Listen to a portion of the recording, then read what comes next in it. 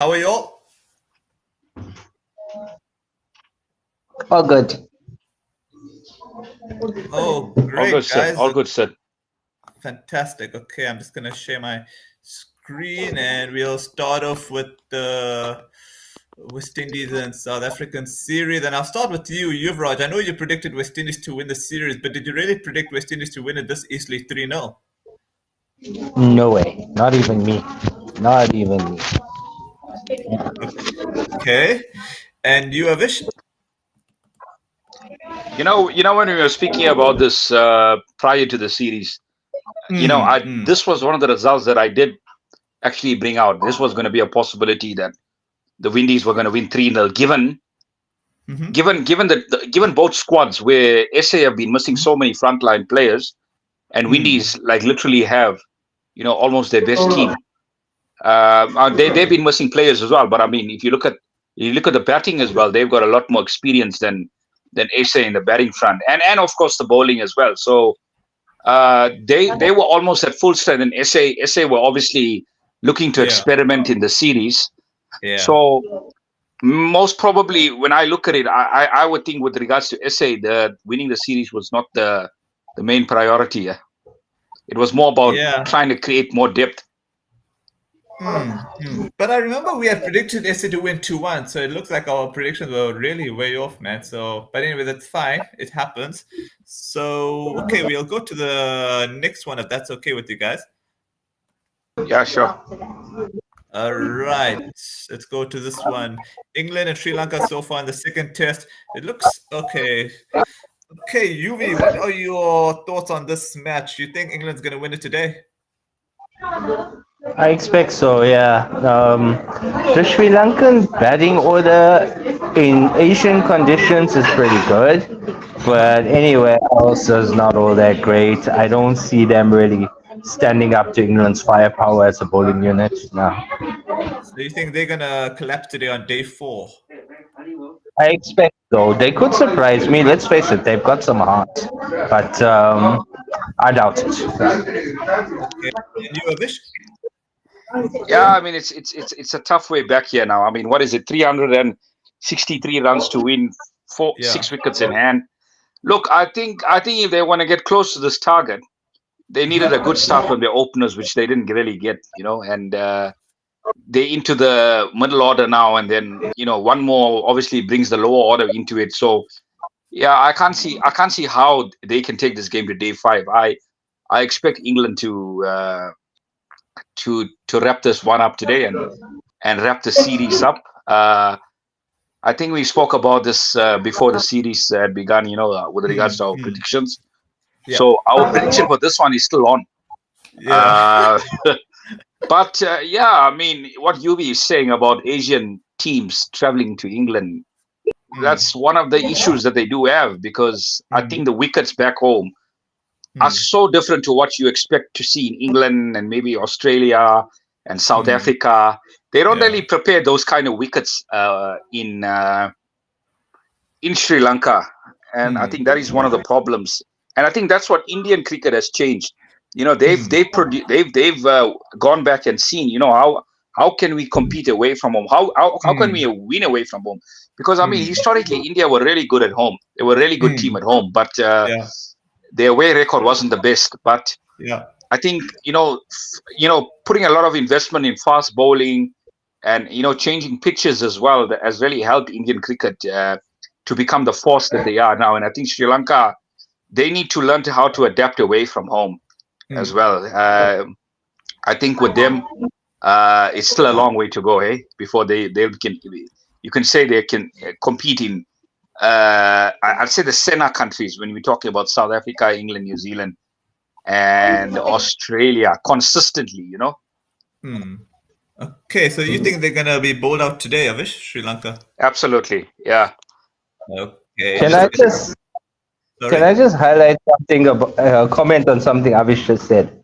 I agree with him totally. I agree with him fully, except for one thing.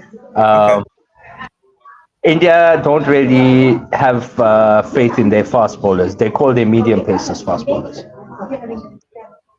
Interesting. Yeah, but I mean, they've got the best bowler in the world at the moment, UV, in all conditions, in all formats, which is Bumrah. I mean, Bumrah is a class act. Yeah. But one player does not make it. Look. I mean, the last tour to SA, Siraj bowled beautifully in Cape Town. I mean, albeit that pitch wasn't the best of pitches, but he bowled really well in that game there. And obviously, you've got Shami, you've got. I think in terms of Indian fast bowling, they've got so many options now they didn't have in the past. Because I think in the past, you were talking about Zahir Khan, and then you had Kumble coming in and Harbhajan trying to, bowl out those overs. They didn't really have faith in their fast bowlers. I think India now, they're a team that can actually field 4 fast bowlers in their side, which is like unheard of in Indian cricket. So I think in terms of that, they've obviously become a very formidable team away from home. I'd actually say they can field 1 fast bowler and 3 medium pacers. I would say that they're more like fast medium. I would say they're fast medium. I'd also say they're fast medium. Yeah. But if you've got guys that can actually bowl fast, why aren't you using them? Yeah, that is a good one. That's a good topic for another time. We'll get to Pakistan and Bangladesh here. And this match really annoys me if you're a Pakistan supporter. If you were a Pakistan supporter, because they had Bangladesh at 26 for 6, right? And Bangladesh at 259 for 8. Pakistan should be hitting themselves in the head one way, man. What are your thoughts, Avish? I'm absolutely shocked when you tell me 26 for 6, because I wasn't really following this match that much. But I mean, wow, this is Pakistan cricket for you. Yeah, absolute chaos. Absolute chaos. 20 to have the opponents at 26 for 6. I mean, any team in the world, if they were to have Bangladesh at 26 for 6, they would fancy their chances bowling them out for under 100. Definitely. And look at that. Look at Bangladesh now. They are sniffing close to that Pakistan score. And look at that innings from Liton Das. Unbelievable. Unbelievable. 136 of 217 deliveries. And 13 fours and 4 50. And let's be, I think the player of this series has been Mehdi Hasan. I think the player of the series has been Mehdi Hasan with the ball and with the bat. I mean, look at that contribution of 78 with Liton in that partnership. That is so crucial, Sid. So he's to me, he's been the best player, of the series over both teams and over both tests. Yeah, this is a tough one for Pakistan, eh? Looks like they'll have to bat really well in their second innings to post a sizable total to actually try and, bowl Bangladesh out in that 4th innings. But mind you, there's one day that has already been washed out in this game, so they potentially they essentially have 2 more days. Excuse me, left in this test match, so they've got to make all the running now. Yeah, they've got to make all the running now, or you could see Bangladesh creating more history by winning the series. Yeah, I think Bangladesh don't even mind winning the series 1-0. If you had told them you come to Pakistan, you win the series 1-0, I don't think they would even mind it. So, and also the way Pakistan has let themselves down, I think they don't even deserve to win this match. So I don't mind Pakistan even losing the series 2-0, but that's just me. I just want to say something. Okay. I just want to say something before UV takes over. I think we made an error last week with the Pakistan captain. The Pakistan captain is actually Shan Maqsood and not Babar Azam. So Shan Maqsood is the test captain now. And if I look at Shan Maqsood as a test captain, look at the way he performed in Australia. I think this guy is a bit tactically inept being a captain. Yeah. I mean, to have a team at 26 for 6 and not being able to, I guess be ruthless in the sense where you actually want to bowl them out and then have a first innings lead. And then, I mean, if you have a lead of 150, you can get a quick 200 and you'll have a lead of 350, which is almost impossible to chase in a 4th innings. But here we are, Pakistan, their own worst enemy in this game, and they're allowing Bangladesh back into this test match. And what's UV? Do you concur with whatever Avish said? A lot of it, yes. I just have one question. Do we have verification whether Ralph is actually injured or not. Okay, let me Google that. Harris Ralph, Because right? if That's it, these. Okay, let me yeah, just because pull if up. he's not, then they've basically committed suicide going into this match. Honestly, Pakistan has been committing suicide for a long while, man.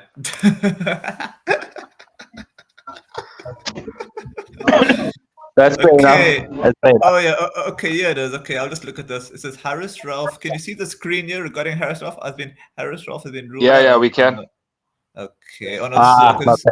Oh no, no, sorry, makes no, sense. sorry, no, no. I'm just gonna put Harris Ralph. I'm just gonna put some information here to see what's happening here. Sorry, I'm just trying to see something. Yeah, I don't know if he's injured or if he's just not playing. I thought he was injured. Because if he's not injured, I don't understand that decision. If he's not injured, then I think it's silly politics, in my opinion. I totally agree Yeah. with you, V. I mean, this is suicidal from Pakistan. I mean, this is your fastest bowler. This is your fastest bowler in the team, and you leave him out of a Test series. For me, he's currently consistently the fastest bowler in the world. There's guys that can bowl one delivery quicker than him yet, but on a consistent I would basis, say, yeah, I would say him and Mark Wood are two of the fastest, and I would say he can obviously crank it up to 157, 158. So yeah, he is in line as definitely. He could be in the mention for the fastest bowler at the moment in the world. Oh my God! I'm looking at all these articles here on Harris Ralph here, man. These are pretty weird articles on him.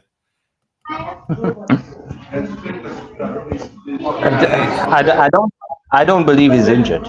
It doesn't seem like that would be headlines if he was. Yeah, you see, this one says 18th of June. That's like 2 months ago. Unless he got injured during this US tournament, maybe. But doesn't mention anything yet. there would be something about it, wouldn't there? Anyways, look, coming back to the match, I wouldn't be surprised if Bangladesh take it. I wouldn't. Yeah, me too, man. Me too. It's been a pretty, it's kind of like a funeral for Pakistan every series. And Avish, you mentioned about pitches about Sri Lanka, right? Even Pakistan is another team that prepare really pathetic pitches. Prepare roads, and you expect your team to get better and better. And people are blaming Harimid Raja because when he came in, we had these weird pitches against Australia. So, but anyway, that's how it is. You know something. I just want to bring up. This is quite an interesting topic. Okay. If Harris Ralph is rested for the series, and obviously they thought they could win the series without Harris Ralph, then they are so naive. They are so naive to think that they can just come here and roll over Bangladesh. I mean, how can you underestimate a team like that? So if Harris Ralph has been arrested because of his workload, and I know he plays a lot of T20 competitions, that is so naive from Pakistan to arrest one of your fastest bowlers in Test cricket for a series like this, which is actually an important series because Pakistan don't play a lot of Test matches, and I mean they deserve what they're getting here, eh? I agree. I have a feeling it's politics there, and I don't think Harris Ralph seems to be that interested in Test cricket. Judging by my observation, I think he's more interested in these T20 leagues because of all the money you're making. I don't know if you feel that way, of it. Yeah, I mean, of course. I think the same thing happened with Nokia as well because Nokia wanted to. He wanted to take a break from this 2 Test series, but with regards to Nokia, and I mean, if you look at SA have got a lot more fast bowling reserves than Pakistan, which is a bit funny to say that Pakistan are going to run out of fast bowlers, but this is exactly what is happening here. Pakistan are doing the unthinkable. They're dropping bowlers that they really don't have replacements for. And it's costing them big time. But if they underestimated Bangladesh going into the series by not picking their best team, they are so naive. Yeah. Okay.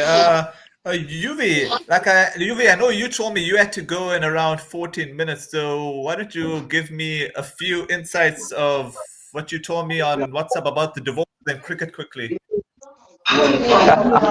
Hardik Pandya. How interesting is that? Really? What was the reason for it? I have no clue, to be honest with you. There's rumors he's dating a Bollywood actress. Which one?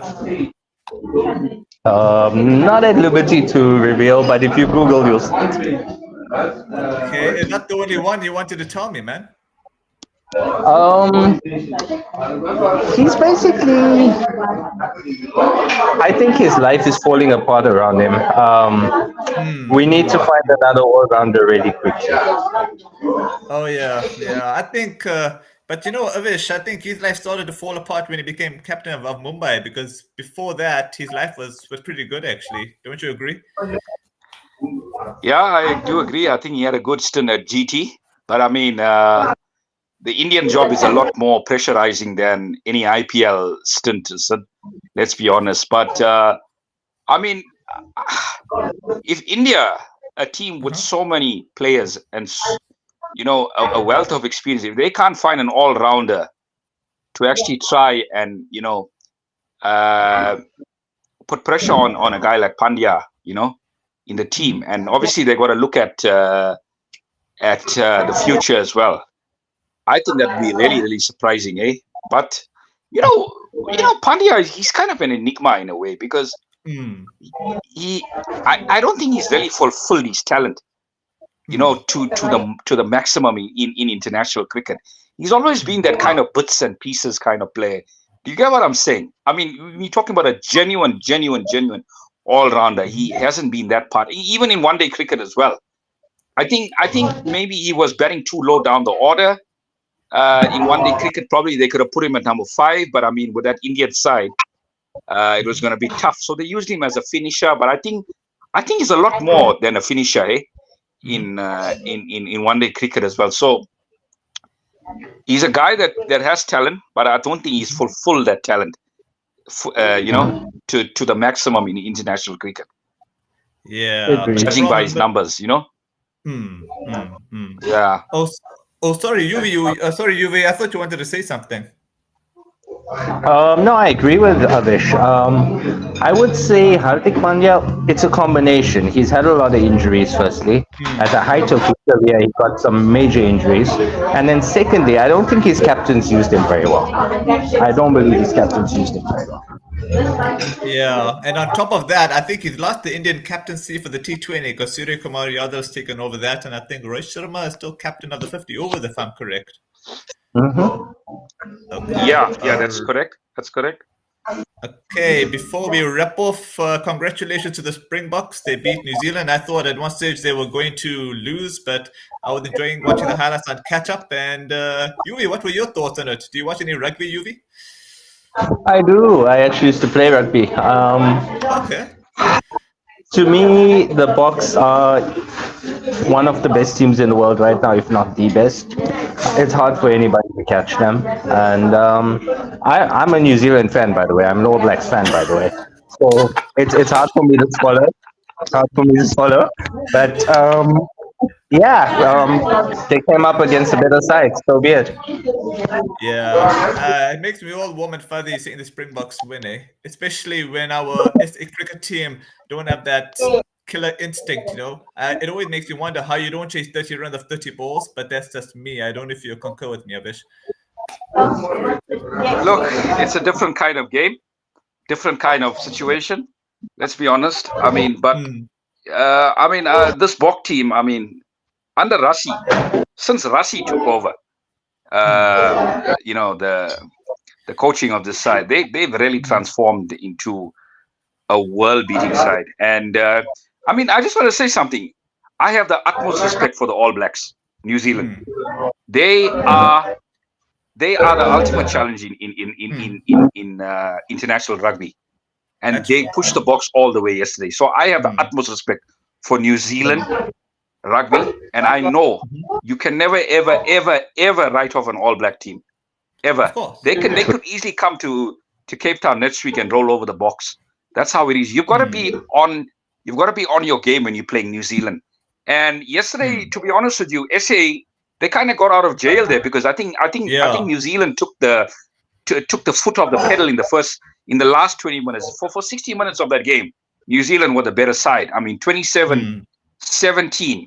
That was not the perfect game from the Boks, and ended up winning that game 31-27. But I think Rassi would go back and he look at some of the things that there were a lot of handling errors, their lineouts, they were losing lineouts. They just couldn't get any flow going in the game. But the All Blacks to me are still a dangerous side. They are still a dangerous side, and they can't take them for granted in the next test. They are the ultimate challenge in rugby. And this is the greatest rivalry in the game. The Springboks versus the All Blacks. There's nothing better than this. But I do feel the All Blacks missed out on their conversion kicks. Whenever they made a try, I don't think they converted many of the kicks. Had they converted those points, it could have been an interesting match, for them. Yeah, I think there was more pressure from the Joburg crowd.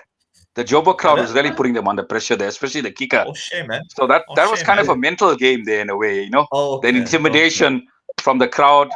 But really, you rarely see an All Black team getting intimidated. To be honest with you, they're so mentally strong. Eh? Yeah, they are mentally strong. But I felt they even did that during against us in the Rugby World Cup. I felt that they lacked some killer instincts. Had they taken some of those points, I think regarding the free kicks, who knows what could have happened there? Not that I mind. It's always nice to see a team having mental issues against us. We are the ones having mental issues against teams. Although that only applies to cricket. That doesn't apply in rugby. So it's true, though. You have to agree. Right, Avish? No, absolutely. I mean, the Boks, they mentality monsters. Let's be honest with you. They find a way of winning from any situation. Just imagine if SA Cricket could have a coach like Rassi Erasmus in the side, coaching the Proteas. What transformation! I'm just talking about from a mental side of the game, because a lot of the game is played in the mind. Let's be honest. That's true. A lot of the game is played in the mind, buddy. So it's about changing the mentality, and winning is a mentality as well. You got to believe you can win from any situation. So I mean, the Boks are just growing from strength to strength, and I do hope the Proteas can get one eventually. They got so close last time. You feel the same way? I do, actually. I do. I think the Boks are amazing right now. I don't think there's any team in the world that can really dominate them at this point. It's a difficult one. Honestly, I don't even think New Zealand comes second on that list, to be honest. I think Ireland are probably better than New Zealand right now. Wow, that's quite controversial. So, any final words before we write off UV? I mean, we actually go off. Yeah, write me off. That's all good. Don't write you off, but you know what I mean. Like any final words before we go. No, man. Any final words before we go off UV? I mean, go offline. Any final words? I'm all good. Thank you for this. It's been really fun doing these chats with you guys. Lots of respect, lots of love, and have an awesome one, guys. I'll be seeing you soon. Okay, and you, Avish? Yeah, I mean, today is a big game in the football. Man United, Liverpool. Who's supporting who yet? I'm going United. Go United. Go United. Yep. And you, I'm going to go United as well. I'm going to go United as well because I support the other Manchester team and I want to see Liverpool fall. Okay, guys. Take care and God bless, man. Okay, cheers, man. Enjoy, guys.